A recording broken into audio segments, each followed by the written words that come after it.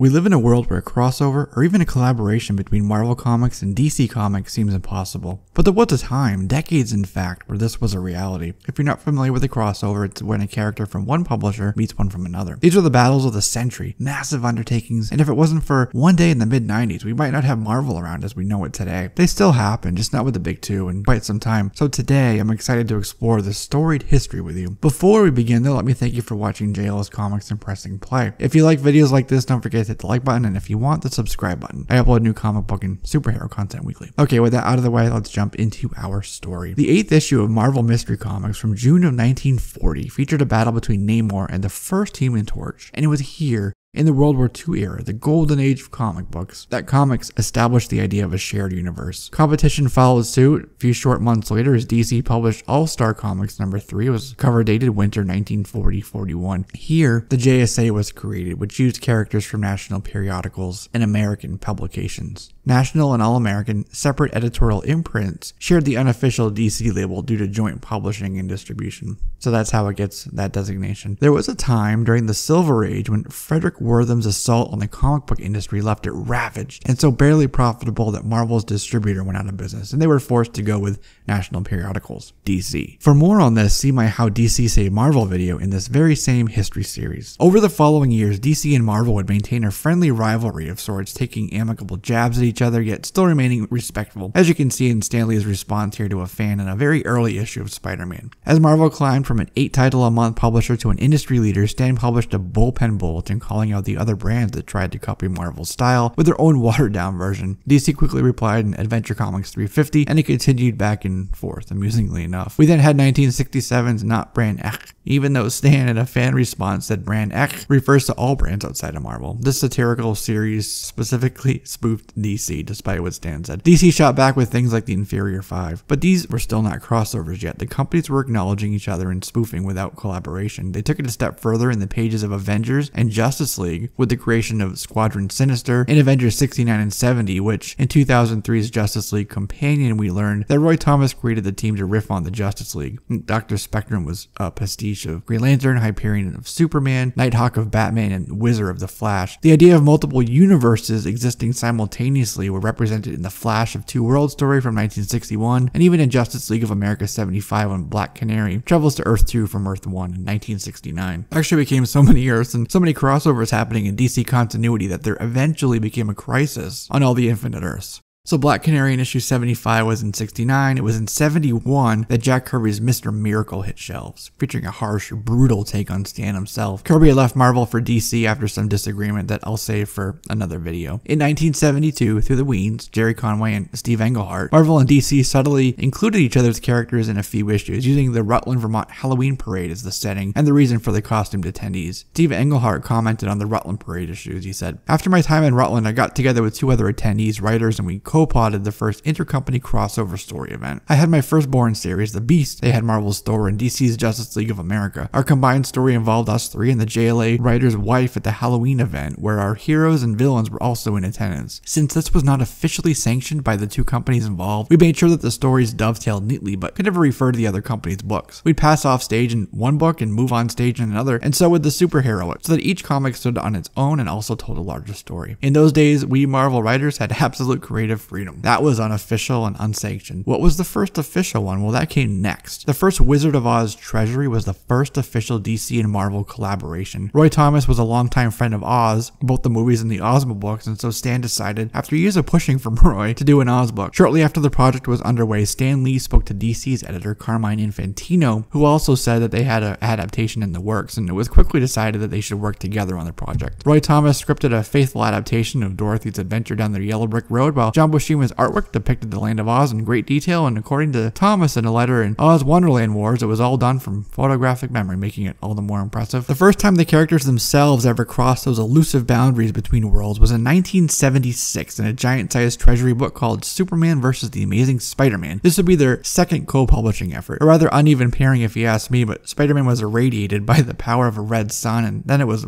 bit more evenly matched. It was touted as the greatest superhero team-up ever in the battle of the century. It was agreed that DC's Jerry Conway would write the book with Marvel's Ross Andru doing the art. The funny thing here is that there had been such a revolving door of talent at both Marvel and DC during this time that no one was a stranger to the other's characters. Marv Wolfman in an issue of Back Issue commented on this and on the team's contributions. He said, Jerry Conway was the writer because he had written both Superman and Spider-Man. The only one to do it at that point. John Romita helped out too. He said, I was the consultant for Marvel and Stan sort of insisted that every once in a while I touch up a Mary Jane Watson face or a Peter Parker face. You might find a couple of my faces sticking out like a sore thumb in that book. As did Neil Adams, according to Dick Giordano, the book's inker, along with a whole slew of others like Terry Austin and Bob Wycheck. Giordano said, no one asked Neil to redraw the Superman figures, but the pages were sent to me at Continuity, publisher, and were mostly left on my desk or thereabouts when I went home at night or on weekends, and Neil took it upon himself to redraw the Superman figures without telling me that he was going to do it. Neil Adams' own account somewhat aligns with this, and he said, we agreed to ask Ross if I could, because I had more experience with Superman, tighten up the Superman figures in the book. Ross was delighted, meaning Ross Andru. Dick, meaning Dick Giordano, and I were delighted. I took great effort to keep the Ross Andru look and quality while I added a bit of anatomy here and there, chiseled the face a bit, basically inked with a pencil, after which Dick inked with the ink. End quote. In the summer of 1981, Superman and Spider-Man once again crossed paths in Superman and Spider-Man for the 28th and final issue of Marvel Treasury edition. Marv Wolfman was supposed to be the writer, but before he could begin working on the project, his contract with Marvel expired and he left for DC. Editor-in-chief Jim Shooter suddenly needed a writer, couldn't find someone he thought fit, and said, hey, I guess I'll write it.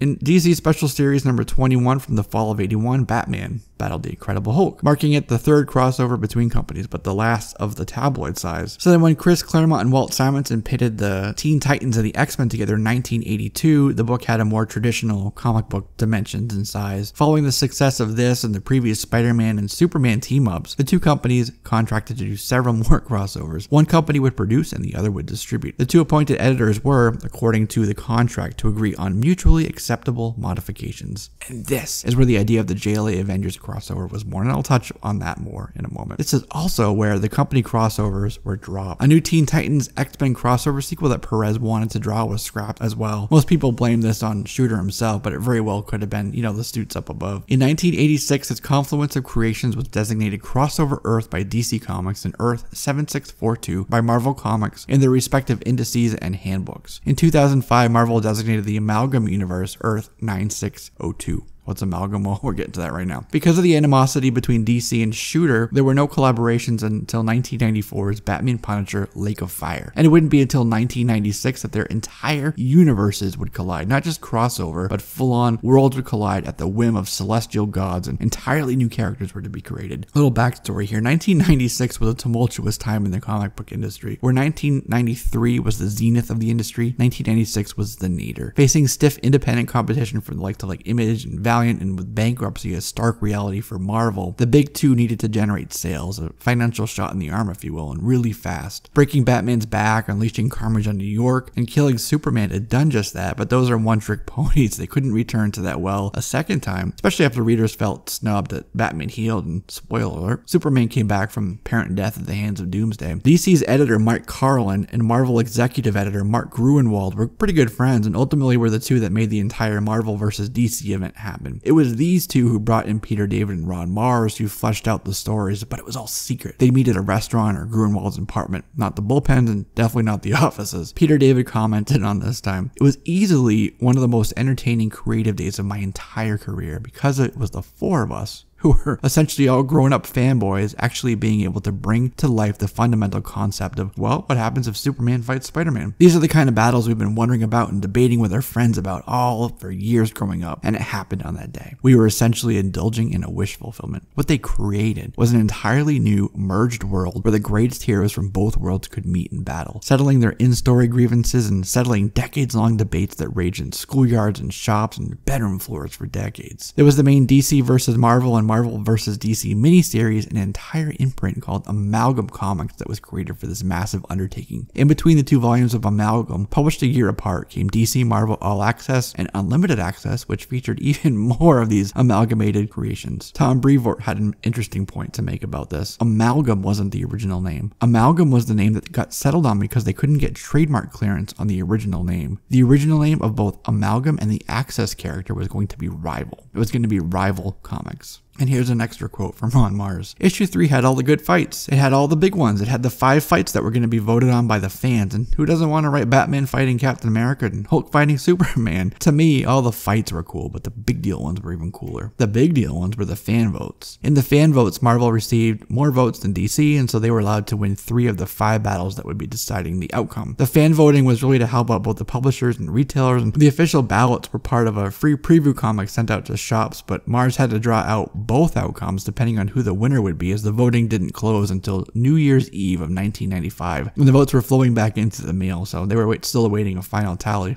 Peter David said this: in the fight where Wolverine fights Lobo, they fall behind the bar. And on the last panel, Wolverine stands up and he's smoking a cigar, another relic of the time. Except there's a page out there where Lobo stands up. Every single one had to have both interpretations. So Ron wrote at least 4 or 5 pages that never saw print. I'd like to see those someday. So in the middle of the 1990s, the world collided in an amalgamation of unabashed fan service at its greatest. You know what else almost happened? They almost permanently traded She-Hulk and Martian Manhunter. Yep, that might have happened. But the idea didn't last very long, according to Ron Mars. That didn't happen, but the crossover was a hit, and they got that financial shot in the arm they so desperately needed and wanted. In 2003, the 2 publishing powerhouses collaborated for a final time, JLA Avengers. The 2 titular teams would go head-to-head in the 4-issue miniseries from the equally powerhouse team of Kurt Busiek and George Perez. George was, and honestly still is, the first name that comes to mind if you think of who would be best suited to draw the entire roster of the JLA and the Avengers. But here's where we take a step back in time. The point where I said we would touch on in a moment, because this isn't the first time a JLA Avengers idea was floated around. Back in '83, building on the success of the Treasuries and the fan response to Teen Titans X-Men, the JLA Avengers idea was born. And yes, it was George Perez also at this time who was tapped for art. Jerry Conway and Roy Thomas were the ones who would write the story, and the plan was for it to hit shelves in '84. Unfortunately, Dick Giorgiano and Jim Shooter weren't able to agree on some things. According to Kurt Busiek, it was a large part due to their editorial styles. Remember those mutually acceptable modifications I mentioned when we were talking about the contracts? This is what they couldn't agree on, and the idea was shelved. Jim Shooter told his side of the story in Marvel Age 19 in 1984, the year the event was to hit the shelves. So the next decade, the 90s, bore the Amalgam series. There's 11 crossovers until the JLA Avengers idea was revisited in the early 2000s. After a series of management changes, Joe Quesada was hired as the new editor-in-chief of Marvel, and he issued a mandate that any unfinished projects be wrapped up. Tom Brevoort brought the project to Quesada's office and he said make it so, doing his best Captain Picard. It was announced at MegaCon, a convention in Orlando, Florida in 2001, but it would take George Perez a year and a half to pencil and ink the entire story. And that was the last time we saw a Marvel and DC comic book crossover. In an interview a few years ago, DC Comics Dan Didio was asked about the possibility of seeing another crossover, to which he replied, "Honestly, I look at Marvel DC crossovers as the last resort because at that point the industry was in bad shape. Each company felt that they couldn't support themselves. They had to work together to create a product that created enough energy and interest for the fan base at the time. I'd rather put that creative energy just in our characters rather than working on a story with Marvel characters." Kurt Busiek also had a quote on this. "There's a reason why DC characters and Marvel characters don't just cross the dimensional gulfs, other than ownership, and team up all the time. It's because they're different places with different styles and even different physical laws." And I made the point along the way that the DC Earth is slightly larger than Marvel's Earth because it's got more fake countries and fake cities to fit in. Joe Quesada, the new EIC in the Y2K era, wanted a rivalry, all of the Stan Lee years of potshots at the distinguished competition, and took a rather nasty shot at DC in an interview in 2002 for the new Spider-Man movie, but he didn't quite understand what it was all about at the time. He said, "I liked it when the two companies hated each other.